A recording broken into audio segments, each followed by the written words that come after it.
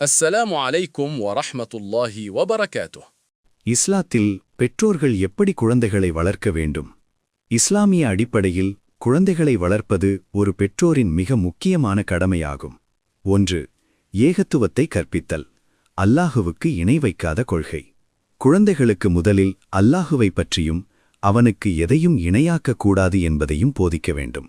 ஆதாரம்: லுக்மான் அலைஹிஸ்ஸலாம் அவர்கள் தன் மகனுக்கு செய்த உபதேசம். என் அருமை மகனே, நீ அல்லாஹுவுக்கு எதையும் இணையாக்காதே. நிச்சயமாக இணை வைத்தல் மிகப் பெரும் அநியாயமாகும். குர்ஆன் 31:13. 2. குழந்தைகளுக்கு சிறந்த ஒழுக்கத்தை போதித்தல். பிள்ளைகளை நல்ல முறையில் வளர்ப்பது ஒரு தாயின் மிக முக்கிய பொறுப்பாகும். ஹதீஸ்: உங்களில் ஒவ்வொருவரும் பொறுப்பாளர்களே. ஒரு பெண் தன் கணவனுடைய வீட்டின் பொறுப்பாளியாவாள். தன் பொறுப்புக்குட்பட்டவை குறித்து அவளும் விசாரிக்கப்படுவாள். ஆதாரம்: புகாரி 893 மற்றும் 2409. 3. பிள்ளைகளிடம் பாரபட்சம் காட்டாமை. ஆண் பெண் என்றோ அல்லது ஒரு பிள்ளைக்கு அதிகமாகவும் மற்றொருவருக்கு குறைவாகவும் காட்டும் பாரபட்சத்தை தாய் தவிர்க்க வேண்டும். ஹதீஸ்: அல்லாஹுவுக்கு அஞ்சிக் கொள்ளுங்கள். உங்கள் பிள்ளைகளுக்கிடையே நீதியுடன் நடந்து கொள்ளுங்கள். ஆதாரம்: புகாரி 2587. 4. குழந்தைகளுக்கு மார்க்க கல்வி புகட்டுதல். குழந்தைகள் 7 வயதை எட்டும்போது அவர்களுக்கு தொழுகையை ஏவுவதும் மார்க்க விழுமியன்களை கற்றுக் கொடுப்பதும் தாயின் கடமையாகும். ஆதாரம்: அபூதாவூது 495. 5. மென்மையாகவும் அன்பாகவும் நடத்தல்.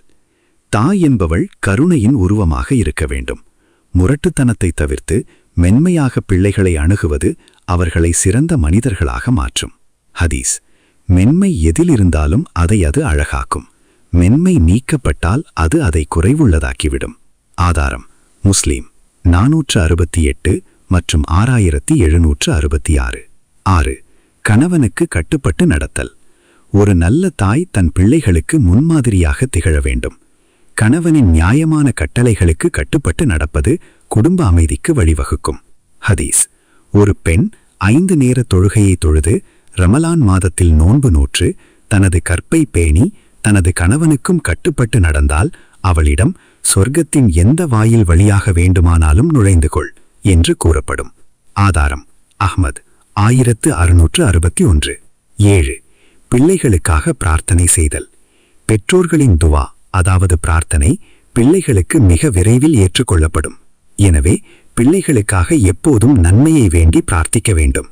ஹதீஸ்: 3 பிரார்த்தனைகள் மறுக்கப்படுவதில்லை. அதில் 1 பெற்றோர் தம் பிள்ளைகளுக்காக செய்யும் பிரார்த்தனை.